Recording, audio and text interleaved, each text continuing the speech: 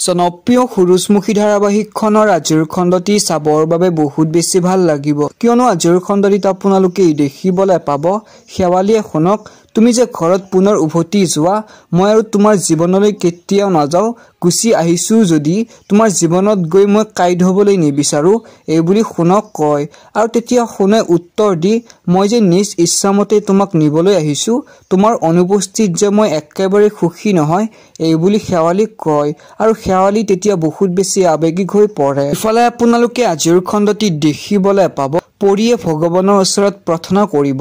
ভগৱান তুমি ইমান বিপদৰ সময়তো যে স্থিৰ হবৰ কাৰণে তুমি শক্তি দিছা এই বুলি ভগৱানক কোটি কোটি প্ৰাৰ্থনা কৰিব